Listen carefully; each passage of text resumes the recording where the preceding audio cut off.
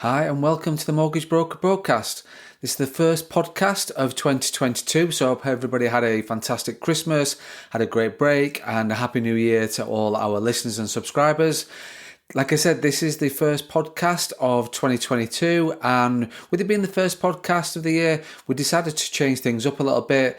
The actual host this week is none other than podcast legend Mr. Ash Borland. The host is me, Craig Skelton. The reason why we've changed things up a little bit this week is that we've had quite a lot of comments and feedback about. We hear people on the podcast hear about their journey, their experiences, but they wanted to hear me on the other side of the mic, which I don't know why, because I'm not keen on the sound of my own voice. However, I was sort of agreed to do that. I thought to myself, who better than to host the podcast than Ash Borland? So that's what's happening. I'm the other side of the mic. I'm the guest. Ash is the host. Here goes. All right. There you go. See, I've took control as soon as he's pressed live, which is good. It is good. I'm taking your word for it, Ash. You feel a little bit nervous. You will be nervous. This is like where I take over and say, "Now everybody come to my podcast." And the voice, no. It's a little bit unnerving. I'll be fine. I can feel it. It's letting go of control, mate, and saying, "There you go, fly." Feels very strange, but I'm in your hands. I'm in your capable hands, Ash. Absolutely fine. So just to give the listeners a bit of an intro to what we're doing here. Obviously you've introduced it, I'm sure, at the beginning of the show, but just so we know, Craig, Craig's been on my show, and I just wanted to interview him on your show so that you guys can actually get to know a little bit more about Craig. Because I don't know if you find this, mate. I know as a podcaster, when I spend all my time talking to other people, a lot of the time the listeners actually don't know much about me.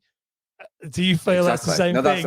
That's exactly the same. And that's how this whole thing started, because it was people were reaching out to me and like sort of saying, "This great, what podcasts have you been on? Where do we get to know about you and your journey and things like that?" And yes, like you say, I've been on yours, I've been on Alex's, I've been on a few podcasts, but it was sort of then, well, why don't we just do this on the Mortgage Broker Broadcast? Why don't we just flip it on a little bit? And it's I'm getting comfortable now. I'm feeling a bit more comfortable. Yeah, fine. Relax my shoulders. We're fine.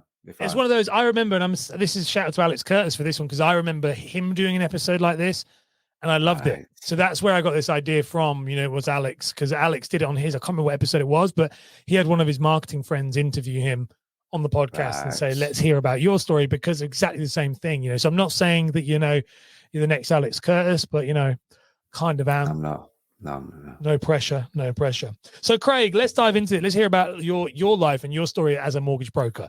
So how did you get into mortgage business? What was your background in the mortgage? Because obviously I know you, but I know some of this, but I don't actually know all of it. So 21 years in financial services, stumbled into it. I was fortunate enough that one of the things I sort of talk about is I'm very much about recruiting people without experience. I'm about recruiting talent and giving people a chance and giving people a shot of doing something they want to do. I can remember wanting to get into financial services, into banking world, 16 years old. So that was, didn't get into it, went into the travel industry, and then just fell back into it. I went to a recruitment agency. They said about this role, thought there's no chance. Banking manager, branch manager of a bank, no chance. Well, I need to have done that for you. I was picturing this in my mind. Went for the interview, got on so well with the guy, the regional manager that ran the business, ran the region of branches. Just got on well with him, and he just gave me a chance. And I think that was the thing. Is like he said, I had a list of CVs, which were just all about experience. But he said, but what you said on my CV, I just thought I'd just speak to you and just give you a chance. And that's what happened. And that's 21 years ago now. Went into banking, did that for quite a few years, then went into a estate agency. I'd had enough of banking. To be fair, Ash, I loved, it gave me good experience. And I was a branch manager. I then managed the mortgage brokers, mortgage advisors. I was sort of up and down the country managing the mortgage advisors for a little while. Loved the mortgage advising side of it. But the thing was, for me, I was putting the hours and the shift in. The branch manager down the road was clocking in at 9 o'clock, clocking out at 5, earning the same money as me, no commissions, no bonus, a customer service reward every year for whatever that was, all that bull. And then, so I just thought, oh, there must be more to it than this. I'm like, surely you should get rewarded for your shift that you're putting in. Went into a state agency, mortgage services. Again, started as a broker. Ultimately, I knew that I was going to be a regional manager, sales manager, MSSM, whatever you want to call it, all those things. I knew quite quickly I was a mortgage broker, part-time MSSM, within sort of 3-6 months, full-time MSSM, managing a team. Then went a little bit, joined, like that was at Sequence, Connells, did that for quite a number of years, loved what I did, loved the team, loved managing people in mortgage services, loved the sort of the insecurity of the role in terms of recruiting people leaving, coming and going, managing performance. Then went to Countrywide, which basically was the same job, different label. I think that was a sales manager or so whatever that was, whatever the phony promotion was that we've talked about. Then and then did really well at that. I enjoyed that. I would sort of won awards for that at Countrywide, and then left that world behind, went for equity release. I just wanted to look at something different, and the equity release was a big thing at the time. Went to work into equity release, loved doing that, was an advisor as well as managing a team of, self-employed. And I think this is where it came into, like I was managing a team of self-employed advisors. So I saw the self-employed role from their point of view, from an advisor point of view, and thought, it's pretty good that they've got a really good, decent work-life balance. I'm providing with the leads. They see the leads when they want, convert them, things like that. So worked in equity release for a little while. Then got pulled back into Sequence, shall we say. It was sort of like, oh, we'll offer you this, we'll offer that. Got sort of think, well, there's a bit of security in that. Promised a lot of things, over-promising big things. And yeah, did that for a little while. Then really the bubble burst. I got that email to sort of say all the things we promised you were not quite working out, and that wasn't going to be happening. And why don't you come on to a state agency? Do you think that's just quickly on that? Because there's so many stuff you said, but I think that I had a similar experience with Sequence when I went, not Sequence, but Connell's Group. And they employed me back. And it's well interesting to hear that. You're going back, because I think you're not like the amount of people. I wish we could do like a poll when people are listening. How many people went back to Countrywide or Sequence or Connell's? Especially how many people went back when it was bought.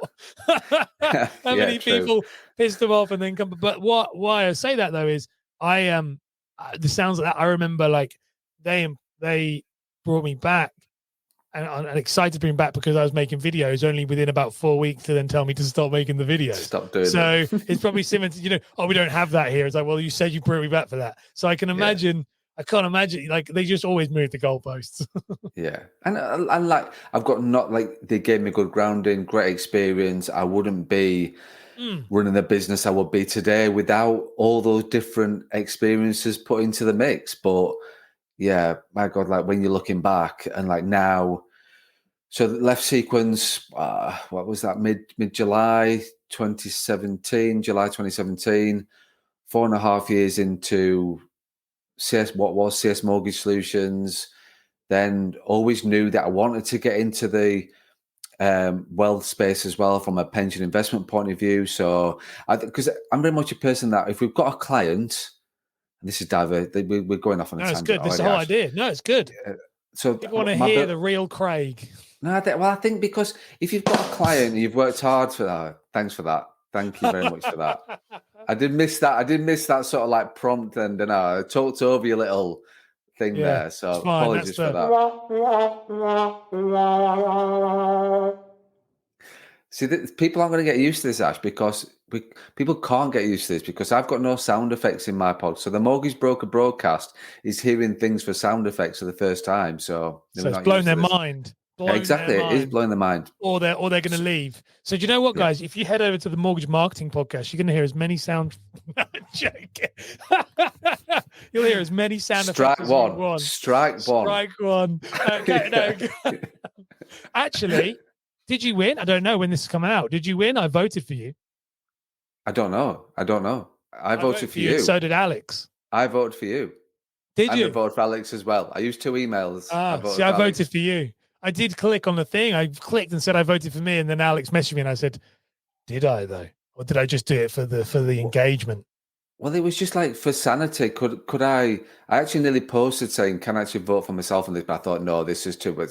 And then I saw Alex doing the walk of shame, reaching out to all his listeners for votes. So I thought, oh, Alex, did that last time. Yeah, he did that last time, you know. And I mean, that's what. Yeah, I mean, I voted for you, and I said I have to vote for you because if this wins, then it looks better for me. Because I produce it. I was like, what do I do? And then I also thought at the time, I was like, I launched the podcast.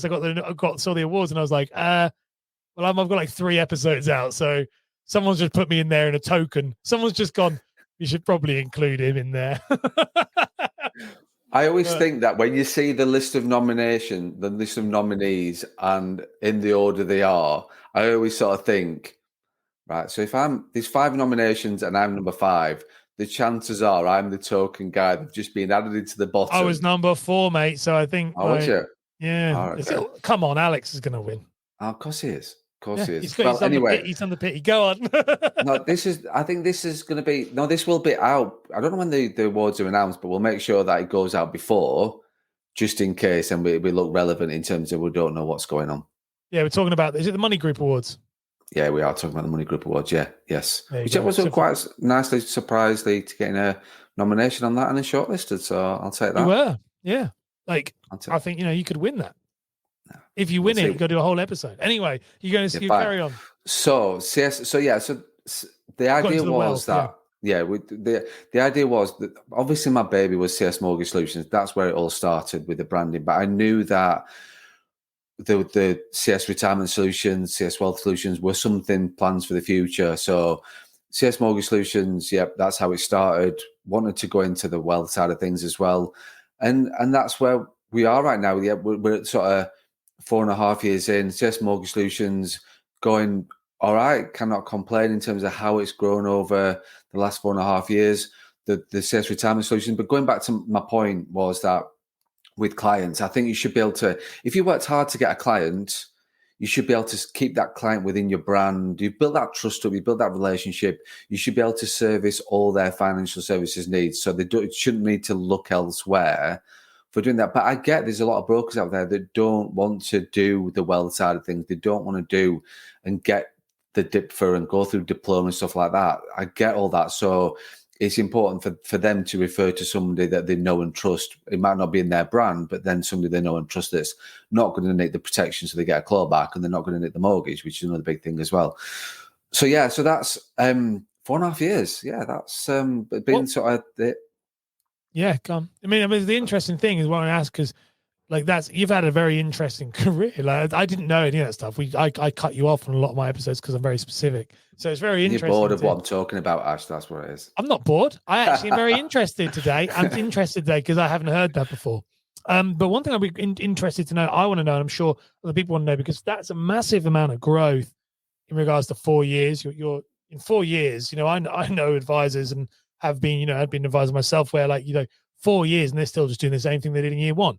They might be making more money because they're finally leaning back on their, my Remos are coming in. But but the reality is, you've built a business. Like there's a difference between having a business and being self-employed.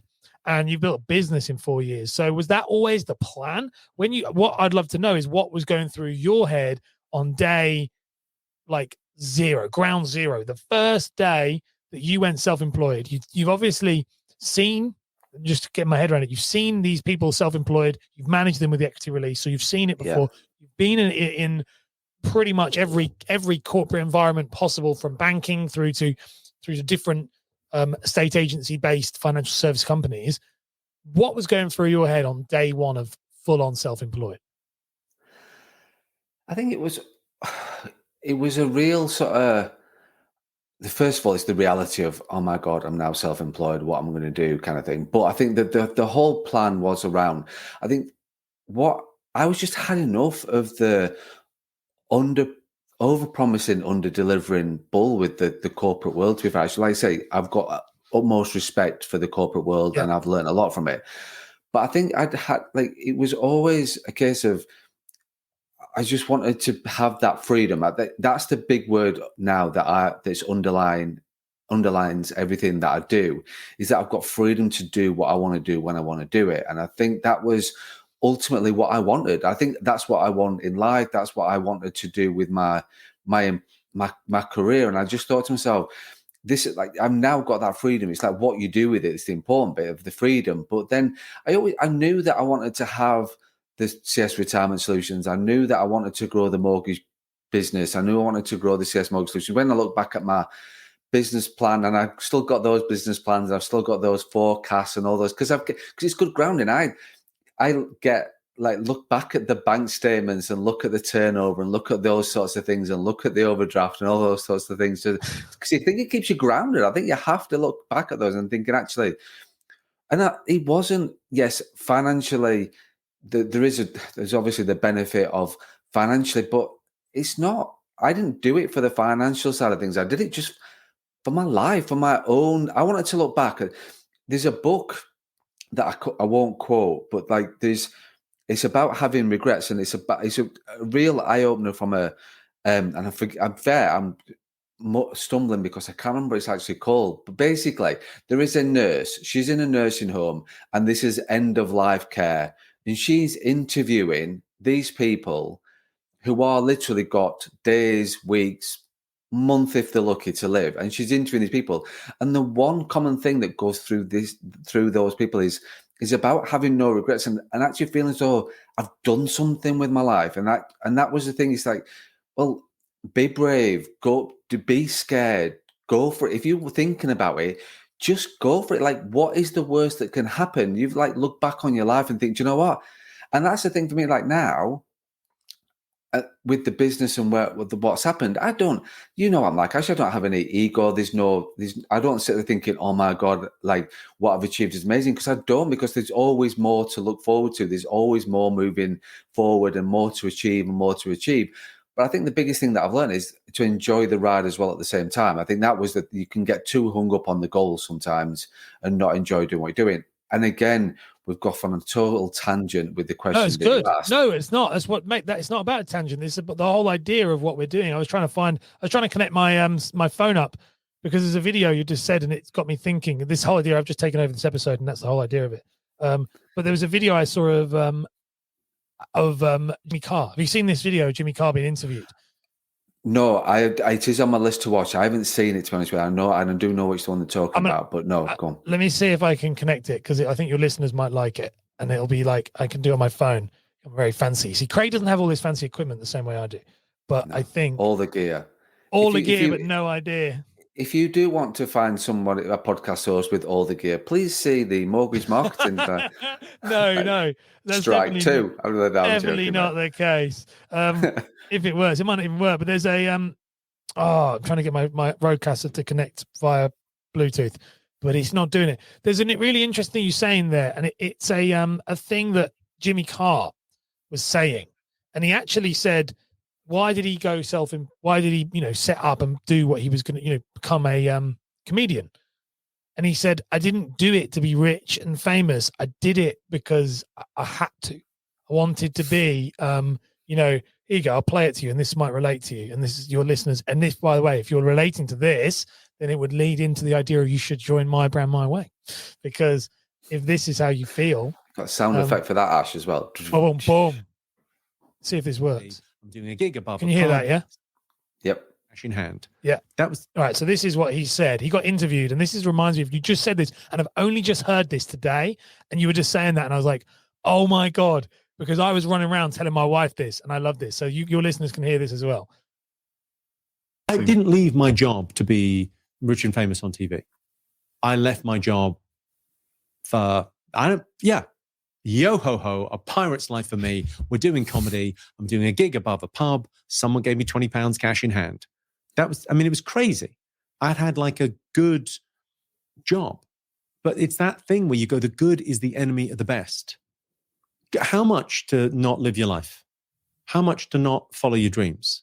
How much do I have to give you across the table? Now, I'm saying this to you now, right? And you're a wealthy man, you're an investor or whatever, so it's going to be a high figure. But for most people in their mid-20s, they've just left college, or early 20s, they've left college, and you go, they give you 35 grand to compromise on everything and always be tired and just work to my time. And people go, okay. That's the thing of like working for someone else is, I think, that's the big shift, right? So my stand-up is a metaphor in the book. I'm not trying to get people to become stand-ups. Frankly, I don't need the fucking competition. But the idea of going and doing your thing, even if it's less successful, but doing your thing, being your boss, being your CEO, great. Like, I'm all about that. When people tell me they've started a little business or done a little thing, you just go, yeah, fucking boss. How about that? Wow. And that's what you were just saying then. And I was thinking, that's you. Oh my God. I can't believe I've not listened to that. And I can't believe, but it's great. And we've not planned that or staged that whatsoever. Like, I haven't got the genuine look on my face. I know you can't, like, the listeners can't hear me, but the genuine look on my face of, oh my God, that is absolutely spot on. You're right. It wasn't for the income. It wasn't for the, yes, it's okay it's good to have an income to live by, but it's not what it's about. It's about actually being brave and looking back and thinking, do you know what? I gave it a go. Do you know what? I gave it a shot. And it's just like when he's sort of saying about how much to not follow your dreams, how much to be told, like, how much are you prepared? Like, it's like, wow, how powerful are those words coming from somebody like Jimmy Carr? But it's not just that. It's like you. This is why I'm saying it is because it's you. That's the stuff you're telling me there. And this is the thing that's really interesting and I think your listeners, especially it's brokers, you talk about, I'm ex-Connells, you're ex-Connells, you're ex-Country.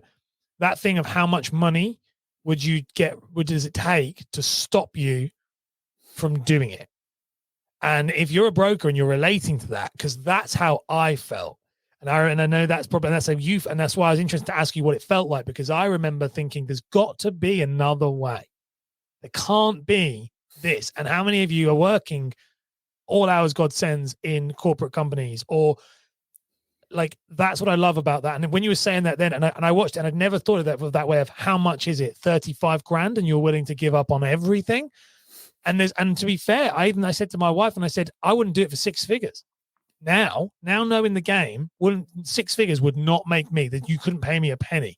And I think it's really interesting because that's what you were saying then. When you were saying, I was thinking, oh my gosh, this is twice in one day that I heard this. Because I've literally I downloaded that to my phone and sent it to my wife. And so, wow. And it literally was about 3 hours before we are talking. So wow. That resonates. So what I love then, and I want to segue that into a bit of a pitch for you, and honestly, because of what it is you've set up this thing, and it's on all of the tops, and we see it everywhere we go. Is this My Brand, My Way? Can you explain to me and also to the listeners what this is? Now, at the end of the episode, it always says, if you're interested in the My Brand, My Way, in the funky voice, and you've said it on my show, and you've done, but what is My Brand, My Way? And I think it connects heavily to what he said. That's why when you were saying it, I was like, if you feel like that way, what is My Brand, My Way? So basically, it's aimed at experienced advisors who want to go out, do want to own their own brand, own their own business, own their own clients, are creating their own legacy. They are their boss. That's what it's all about. And I think that's why, with regards to My Brand, My Way, it's a case of, it's like the advice. I've got CS Mortgage Solutions. I've got mortgage brokers in CS Mortgage Solutions that have joined the firm, been part of what I wanted to do and what I wanted to achieve, but being part of CS Mortgage Solutions. So in essence, it's still CS Mortgage above the door, CS Mortgage Solutions above the door. But these people have moved on to the My Brand, My Way. It's called a program, but I think that means it's structured and it is structured in a certain way, but it's very bespoke to what you want it to be. But basically, it's you own your own clients, you own your own business, you own your own brand, all those sorts of things. But what fundamentally you're getting is help and support to make it successful and to make it work and to make it grow. And whatever success looks like for you, that's fine. That's cool. But that's okay. Like, there's no hidden agenda. There's no, oh, you need to be doing this, you need to be doing that. There is nothing like that at all. So, like, I've got people that are joining the My Brand, My Way program and don't want to earn six figures. They're not bothered about that. They want to just have that balanced life and the work-life balance while they're earning decent income and they're earning okay, and but ultimately as well, they're owning their own clients and it's their own brand, their own business. But they're creating legacy. They're creating something that is theirs. And I think no matter whether when you work for another firm or a firm, it's like, being totally honest, it's like CS Mortgage Solutions. We have got it set up in the way, like, which is quite unique because I've seen how other firms are run and how other things are done. Because behind the scenes, mortgage advisors, mortgage brokers in CS Mortgage Solutions generate their own clients. They're self-generated, but they are they are their clients. So, like, whereas other firms I've sort of seen is, well, that's still my client. So you've generated it, but you've generated under my umbrella and my brand and my whatever.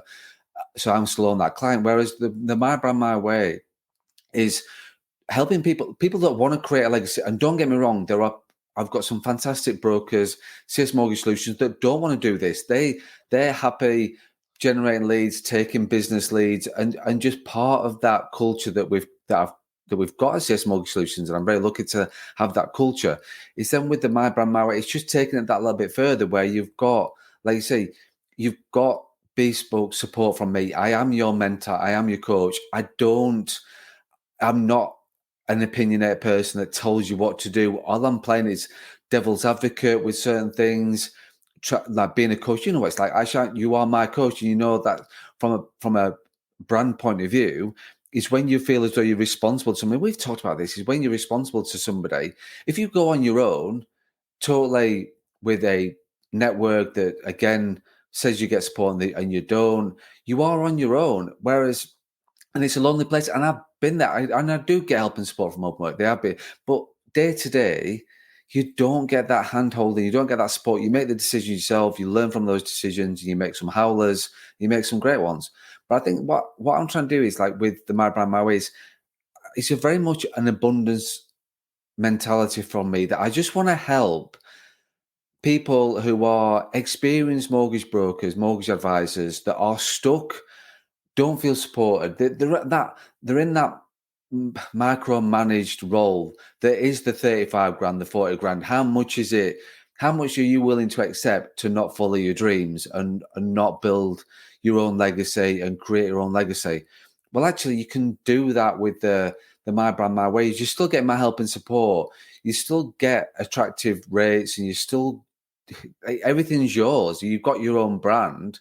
You're creating a legacy that's yours, that you own, that you can sell in the future, all those sorts of things. But it's really, for me, it's like, it is, I want to help. Mortgage brokers' numbers are dwindling. People, old school advisors looking to cash in on their firms, moving out of financial advising, moving out of mortgage broking, and we need new blood. And there's a lot of new blood that's coming into mortgage broking that don't get the help and support, and those people that are very good advisors in the corporate world, but then when they step out to become self-employed and think, right, I want to run my own business, don't get that support, and then they can fail and then move back to what they did before. And it's just like, once you've moved back, that's it. You're never sort of going to change. And I think that's the thing is, I want to help and support people to be good brokers. There is far too many clients that just press the PT button when the remortgage is due, or don't. There is a lack of trust with mortgage brokers and financial advisors. We need to break that mold. We need to break all those things. And whether they're working with, like, Ash, that I have time for everybody. There is people that come to me and I offer them help, support, talk to them. They don't join the firm or anything like that. Then that's fine. That's their choice of what they want to do. But there is people that do join the firm. But it's about, for me, it's just helping and supporting people. And I enjoy seeing people grow. I enjoy people building their own brand, building their own legacy, and sort of seeing that value from a family point of view as well, of like with their work-life balance and what they do. It's like you say, it's not for them. It's not all about the income. It's not. you know, like Ash, I'm not the rah-rah of, oh, if you're not earning six figures, you're not being a mortgage broker. That's not me. That's right for some people. And there is the people out there that will help and support you to be in that environment. That's not for me. It's about creating the right culture, the right core values, the right income for what people want to earn. So there's people in my firm, people on the My Brand, My Way that want to earn X amount, and it ain't six figures. That's all right. I will help and support you to do what you want. And because I do want to take the kids to school, I do want to drop them off. I do want to pick them up. I do want to spend some time with them. I do want to think, you know, on a Friday morning, I can take them this and do things because that's important time that you will never, ever get back. And that's the thing that I realized. Sorry, Ash. Sorry. No, good. No, when you get on your soapbox, you're the. I know. Yeah, I'm really sorry. Yeah, no, it's brilliant. No, don't. It's good. People need to hear it because that's what I mean. People don't. You're very good when you interview people, but people don't actually see the conversations me and you will have in our like sessions and stuff. What is actually going on and how passionate you truly are about this stuff. Like it's literally like makes you so angry or so passionate about it. You can hear it whenever we chat about it. And it's interesting. There's a couple of things that you've said there, and I know it's stuff that I always think about you is this idea of, and I want to shed light on that for a number of people, and I think you're the best person to do this, is this idea of six figures, this idea of like one thing that I found as a broker, this is interesting to hear your take. When I was a broker, the best thing that I've learned as a broker was when you start realizing what people earn. And you start realizing that these figures, these numbers that everyone's throwing out there, of six figures. Very rarely would I come across people who actually, I mean, don't get me wrong. I know people who do, and it is good. And I've been there as well. So it's not a big, but it's one of those scenarios where it's not all about that. And I feel like right now in the mortgage broker service, there's not enough young people. You're spot on. I very rarely, I know you had Dan Knott on the show. I had Dan Knott on my show. I was the first like young guy I've spoken to in a long time where I was like, oh my God. There are people actually coming in who are interested because it's very, very rare. But a lot of people I meet got sold on the idea of a lot of money and fast, and it's just not the case. And that was what I'd see. And I feel like for me, it's a very passionate point for me in general in the world is this re-education of understanding how the money. Everyone is not making six figures, and if you make six figures, that's a lot of money. And I remember okay not to make six figures. Okay, not to. Yeah, it's okay not to. It's okay. Like, and I remember my dad saying that to me, going, "You don't make six figures without working hard. So if you don't want to work really hard, like break your back, don't worry, just be happy." and that's it. Like I know the top. I'm looking to know top advisors in the large corporates. I know the top 1, 2, 3 brokers in the large corporate world. They don't make six figures. No. They don't. So like they're just about pushing. I remember at Connell's, the best advisor, and she was the top in my team, and not just in my team. She was top in the whole of Connell's. Her name was Kate Stratton. People might remember Kate or not. And I know Kate, she was in my team, and I can't remember the exact amount, but we were working it all out on paper, and it wouldn't have broke six. But she was the best. Yeah. And Robbie's world, do you remember Robbie? He's the other guy that was, what's his name? Robbie Cleaves. Yeah. Like he was a machine. He probably was, but they say they don't. They don't. Not saying, not in a bad. And by the way, that's not. No, it's not in a bad way. Not but at it's all. understanding it. You know, I think sometimes people have to look at it. Look at your pay structures in those corporate environments and go, wait a minute. How would you actually do it? And then also look at that in your real world and go, it's okay. You're happy to work there for. And I always remember in mine, I was like, am I happy to make 40 grand in my third year or whatever. This was my mindset. 40 grand as a broker I made at the time or something like that. Because I was on like the piddly trainee salary. And I remember thinking like, if I can make 30 self-employed with, all that time back to myself, that's a massive win. And I think that's the problem. And I love that thought. That's a big bugbear of mine because it's not spoke about because it's not sexy. No, but don't you think that's just the way of the world? I talked to somebody recently, actually, who is coming on the podcast pretty soon, and we're talking about awards like November time is all the rah for awards for mortgage services, and I didn't see Carla for like 9 weeks because of these bloody awards. Those awards are a pain. But it's okay not to be like, there is so many people out there that are doing a good job, doing a great thing with the clients, been really amazing mortgage brokers, but they feel like they're missing out because I'm not on the awards. I'm not like, well, how come I'm not on an award?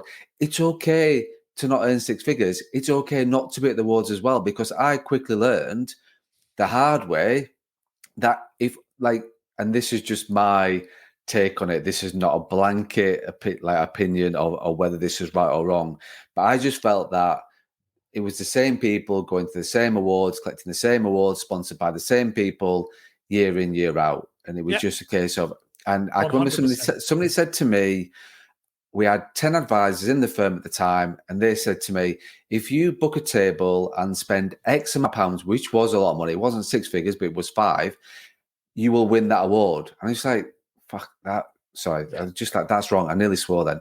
Like, literally. Do you swear in the podcast? I've swore twice here, so you're done. That's fine. No, we're fine. I can put the explicit things on there. It's fine. So Jimmy Carr swore twice. Oh yeah, he did. Yeah, to be fair, yeah, he did. So we can blame him. We can blame Jimmy Carr. But I think like it's okay not to be, and I think that's the reality with mortgage brokers, with anything, but with mortgage brokers, it's okay to be. Matt Poole, I love Matt Poole. Matt Poole was on the podcast a few weeks ago, and he's like, in his wisdom, he said about success, and you just got to look at what success means to you. Your success is different to everybody else's success. Just focus on what success looks like for you. That's basically.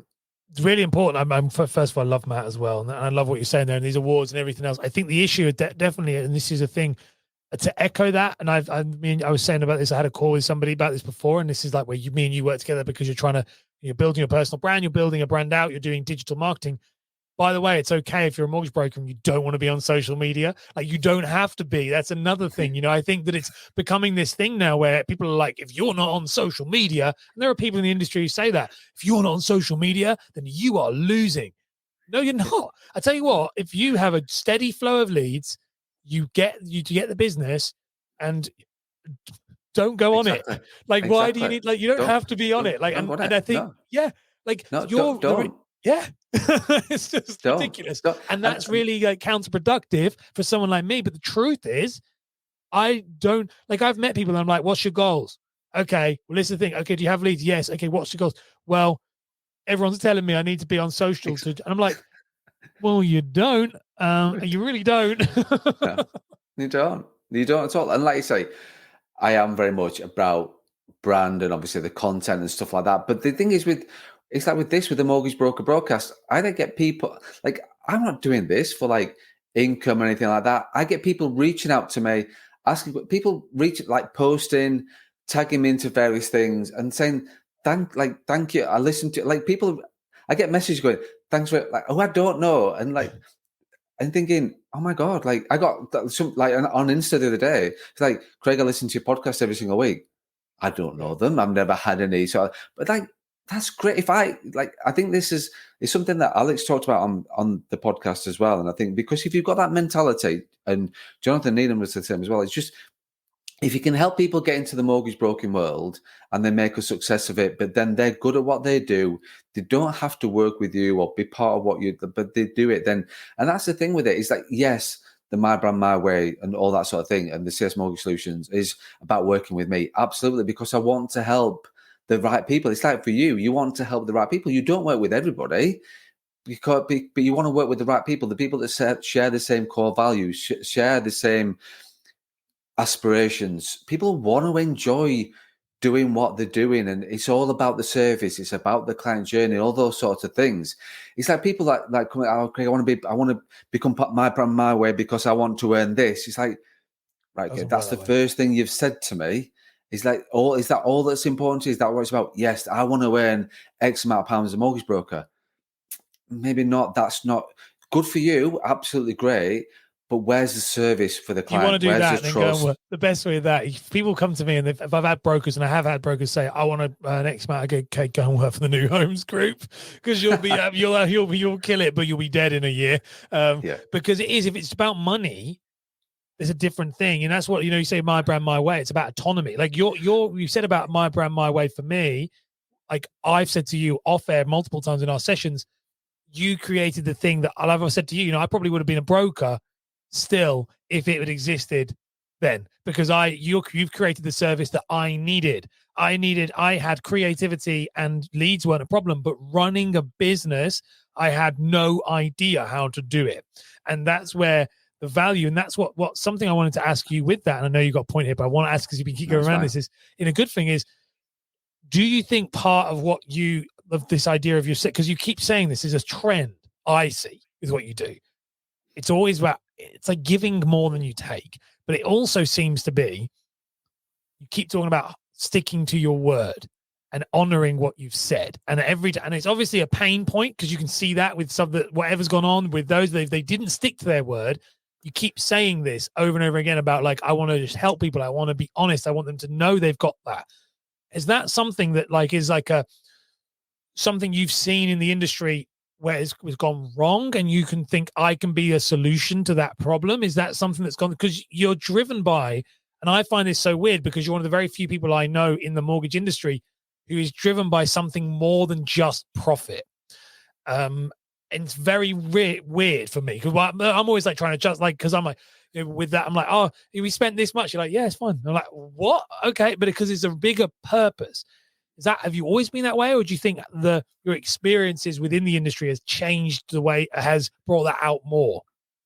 I think it is down to the industry experience. Actually, it's like the over-promising, under-delivering mentality, the opinionated, you need to do this. Like, I still see it now, like brokers that are handing the notice in with large corporates, and then they come back with, oh, you need to do this, or we'll increase your pay by this, you'll get more commissions. It's like bull. Like, if you're worth that in the first place, you'll get paid it. It's like, it's just, I just hate like that sort of thing, just frustrates the life out of me. And that's the thing with, like, even like the self-employed world, is you still get that now, like, where like every single broker that works with me, whether you're under the CS Mortgage Solutions or it's the My Brand, My Way, it's the same thing. It's the same pay. It's the same commission split. It's the same. It's exactly the same. I don't have, because I've seen it. I've seen people where people have come to say, I'm self-employed, but then I'm part of a firm, and this person, they get this and they get this and they get this taken off, and whereas I get this and this taken off. It's like, why? It's so wrong to be in that kind of world. So I think it's over-promising, under-delivering is a big thing. People, we're not going to talk about, but like things like skimming. So one of my brokers, like he joined the firm under CS Mortgage Solution, not the My Brand, My Way, but he sort of said he'd had enough of the people, like, it was like paying stuff away. It's like, well, there's a deduction for this, and this is this, and this. It's like, well, what's that for? What's that for? That, it's like, I remember working, again, I won't name any names, but I was in a firm, and I remember them going through the commission thing, self-employed, kind of like hybrid, that hybrid, weird kind of viral. And I remember going, why it's that complexification. It's so complex. Why? And then you say this is the skimming, and it was like, well, there's a price for that, and this, but if you hit this threshold, you get this. But then we do have to then think about this. And I remember thinking, and I remember saying, actually, after we're going, people only make things complex when they're trying to hide something. And the guy was like, no. And I was like, I'm sorry. So I'm not calling you out here. I said, it's confusing, and things are only confusing for a reason. Because it's pretty straightforward. How much money are you going to pay me? Like, what's the split? What is the split? And if it's like, it's this across the board, but when the people start, and I get it, don't get me wrong, this thing, but when there's like, and there's an admin fee, I get that. But as it starts to layer, I always think, what are you trying to hide? And that's something I find with you, I always find refreshing, is that it's very straightforward. Everything is very straightforward. It goes back to being, I just treat people the way I expect to be treated myself, Ash. I think it goes back to the things that I'm a very trusting person. I will trust people until they give me a reason not to trust them. And then as soon as they give me a reason not to trust them, it's I'm not one for burning bridges. It's done. I'm not one for burning bridges.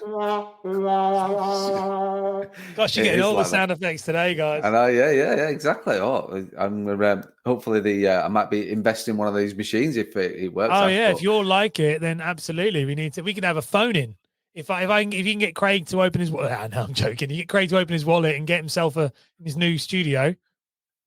No, exactly. These are good. The most expensive piece of equipment I never use. I'm going to be very honest with you. I don't buy one. They're really not that good. They're brilliant. Your endorsement right there. They're brilliant. But I tell you what, like someone like Alex Curtis would probably want one. But like people like me and you, it's just one person. They're designed for 4 people. So I can't fit 4. I can only fit one person in this room. Yeah. Same with you. You got you and your dog can sit on the other chair. Yeah, exactly.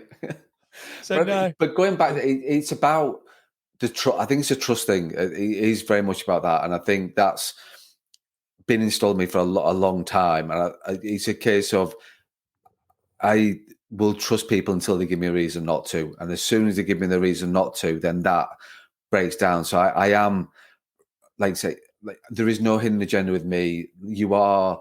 I am who I am. Like if you see me at work, out of work, on a video, on a podcast, it's the same Craig. There doesn't need to be a show or anything like that. I think it's just because, again, you're hiding under layers. I think if you have to have that, then you're hiding under layers. And I think it's just the more things you're hiding, then the more you're going to get caught out. So yeah, Absolutely. I think it's just about it's that analogy that if you can do 5, you can do 7. You can do 7, you can do 10. You can do 10, you can do 12. You can do 12, you can do 15. And I think this just creates the machine that you can never ever get off, because then, because now you're doing this, we're going to pay you this. Oh, you're now doing that, so we're going to pay you that. And it's just you're creating this wheel that you can never ever get off, because it's just going faster and faster and faster. And if you try and stop, it just crashes. It crashes, because then all of a sudden, well, you've got nothing. Like if you try and step off that wheel, it's like but the reality is, if you're an employee or you like is that, like you talked about that, if you want to earn 6 figures, go and work for this firm. They're still their clients. You walk away from that firm tomorrow, you've got nothing.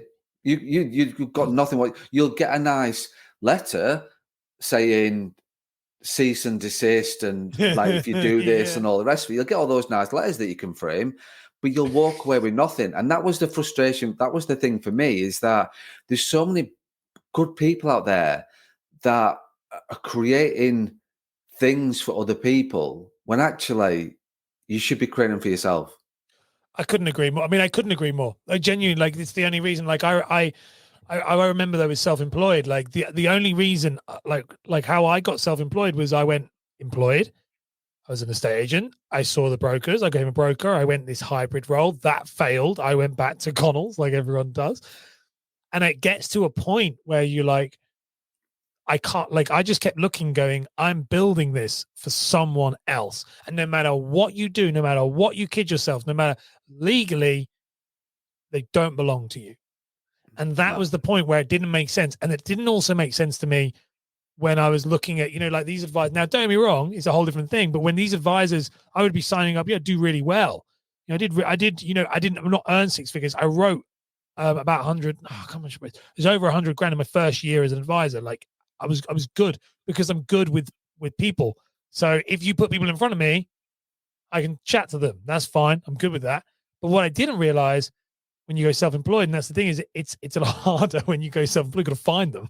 That's the issue. But one thing people didn't realize, though, was that I would look at that and go, okay, if I sign 10 people this week or 12 people, whatever, I'd only need to have 2 or 3 in the month. When I actually looked at it, I was like, this could be an incredible, and I think with mortgages, people don't get is mortgages is an incredible industry and an incredible lifestyle industry. If you're self-employed, like an incredible lifestyle industry, everything can be done on your phone. Everything can be, a lot of things can be automated.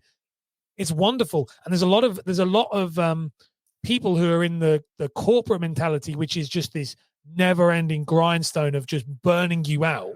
Mortgage, protection. More. Like these numbers, you write 20, 30, 40, 50. I mean, when I was at Connell's, they were going, you got to write, if you're not writing 25 grand a month, then you're not even. And I was thinking, are you joking? Like, are you joking? And I remember you talk about that. You can do 5, you can do 10.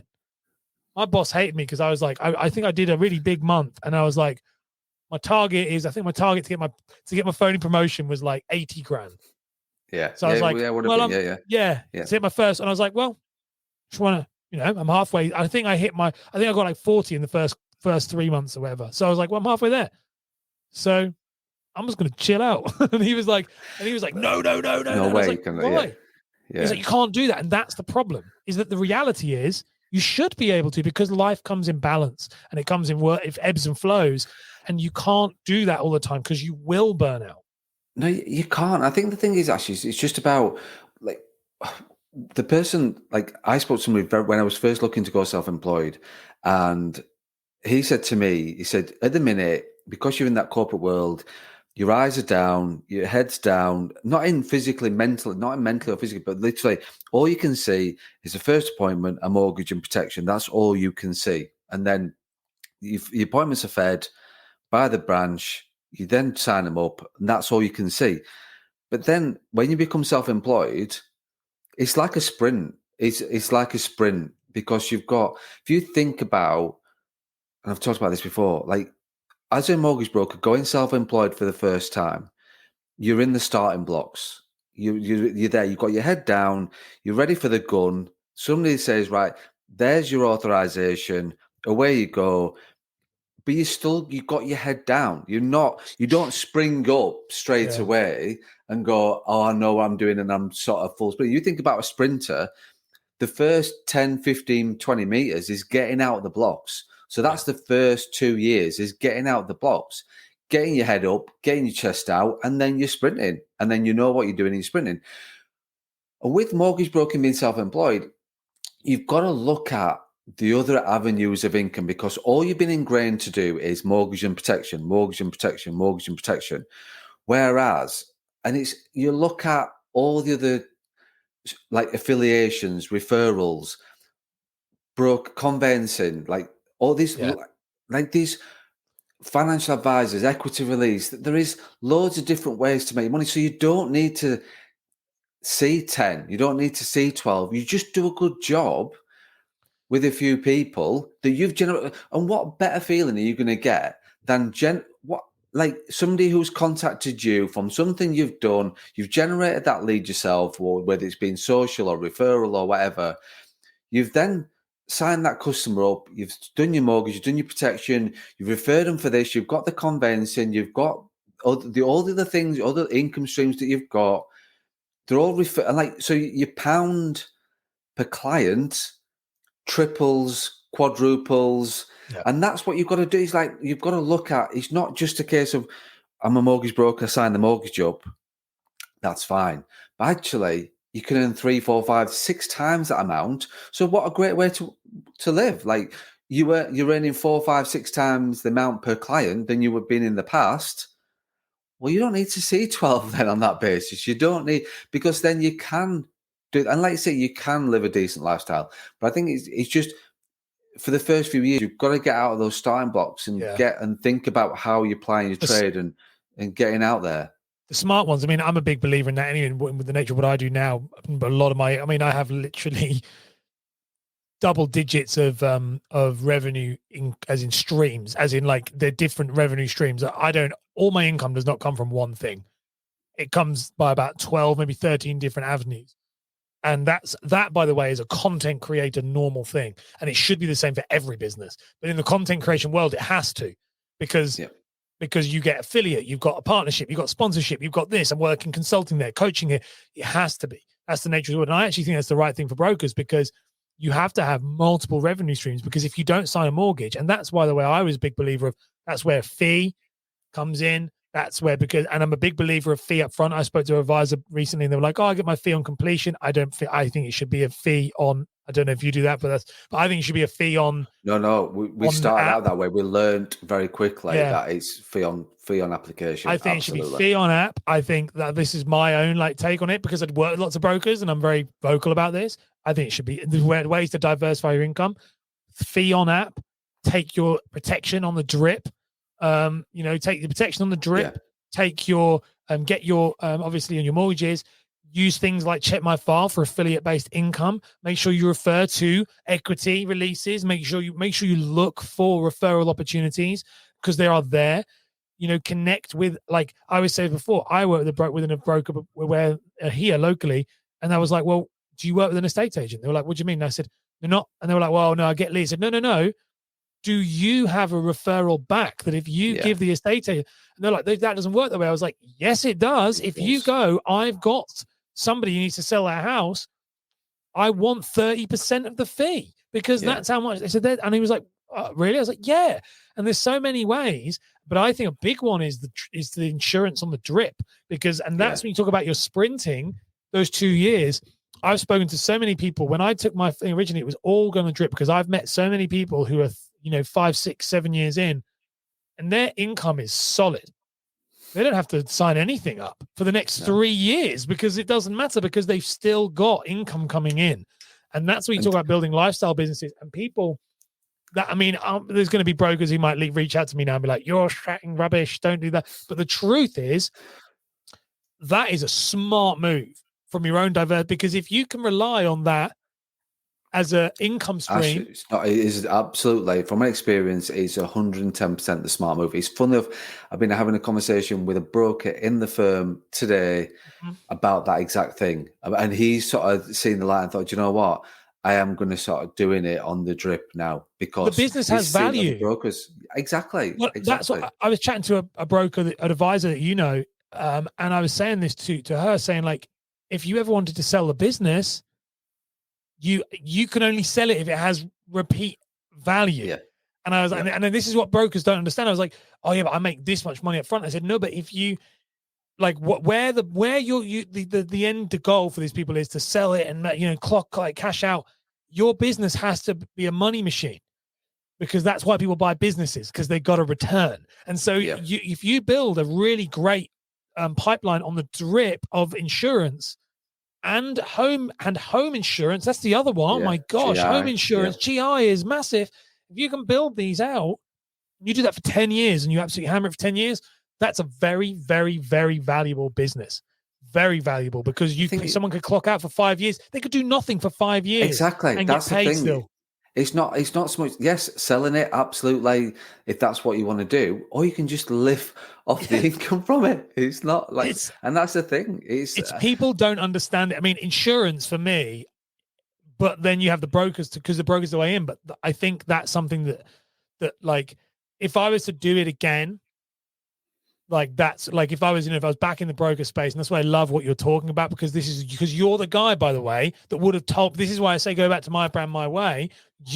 I know that now that I've worked with very, very profitable firms, as a consultant. I'm lucky enough now as a consultant to look under the hood of people like you, look under the hood of, and there's lots of them. I worked with like 100 odd people last year. So it's one of those, like, I've seen under the hood of the really good ones and the really bad ones. But I didn't know that when I was an advisor. And I would have, if I'd had someone like you, which is the whole value of my brand, my way, still being able to have the autonomy, still being able to do what Jimmy Carr has said, of being able to be your own boss, but have someone go, Ash, that's probably not a good idea. And let me explain to you why. And actually, if you keep sprinting, or someone's saying it's okay to, don't worry about panicking for the first 2 years, that's the value. And I think that's the value of what you bring with my brand, my way. I think that's actually, I don't think everything I do, like, people's choices. I'm just trying to, it's always giving people options that if they still want to do on the indemnity and a 4 year, whatever, 2 year, whatever it is, that's fine. You just got to be, it's okay. I'm like, it's just playing devil's advocate with it, saying there is another way, there is another option, because a lot of people don't even know there's another option. Like you said, you did not know. Like, brokers I speak to, I didn't know you could do that. Yeah. And the GI was the one I didn't know. When I started to speak to when I started to speak to the big firms with GI, I was like, sorry, what? How much do you make a year on GI? And that's like, from the way that I get with that with mortgage brokers is when they get paid and they sort of, I did that GI policy a year ago. Yeah. And you got paid it out last year, and you're going to get paid out again and again and again. And like you said, going back to it, actually, the thing is it's all about creating your own legacy. And I think with the income side of things, if you've got this business that generates income, it has a value in terms of, but it's not just a mortgage business is not like a GI and a protection business is worth more because of its guaranteed business coming in, kind of thing. So that's whereas with your mortgages, it's slightly different. So, but I think once you get to that mentality, this is what you're doing for the long term, which is the whole point of the My Brand, My Way. This is something you're going to be doing. It's not something you dip your toe in and coming out again in 6 months' time. This is what you're doing. So I've gone on enough and I've done enough videos about long-term career and I've done enough podcasts about long-term career. That's what you're doing. You're doing this for the long-term career. You're building your brand, building your client base, building your legacy.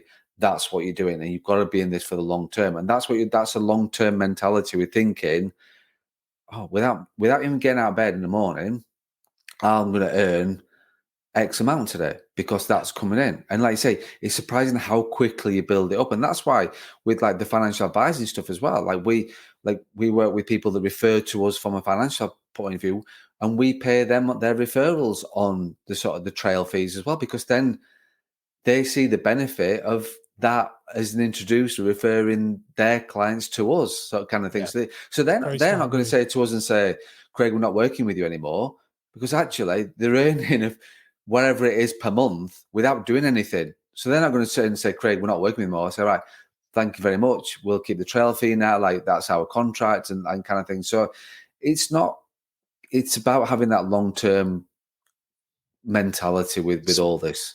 Smart businesses, genuinely, like the way I run my content business and my coaching business is like, my goal is, first, and this is where with what you're saying, and it's from meeting brokers and seeing the way they work. My goal was, 80% of my income came from coaching and consulting. This year has been 50%, but the goal is it to be 20%. 20% of my income should come from my actual work. Yeah. And then 80% of it should come from other referral-based things, affiliate-based things, sponsorships and brand deals. And by the way, that's all possible for brokers as well. Like, I know it's about sponsorship and brand deals. Okay, I've told you not to do social media, but if you do social media, that comes like that. Yeah. I've had a client who signed a brand deal recently in the industry, and that's come, and it's a significant amount of money. So it does, like, there are so many other ways than just doing the job that you think you can do. And I love, and you'll only know that by working with someone like you, because you don't know, as you said, with your head's down, you're only thinking of this one thing. Then you open your eyes up. That's what you're used to, and I get all that, and that's I understand why you've got that, and that for me is the people that I work with under the My Brand, My Way, is then lifting their head up very, very quickly and saying, look, yes, you're building your brand, you're building your business, but actually just lift your chin up a little bit. There is a few other things that you can be doing to generate extra income. And these are the things you can be doing. Generate 6 figures. No, I'm joking. So, mate, I don't know how we're going to end this one because we're just chatting, but that can be the end, I think. No, I think that's a perfect end, mate. I don't think we need to have a call to action or whatever you want to take it from me kind of thing. I think that's I think Jimmy Carr summed it up very well. Yeah, I love it. All good? All good.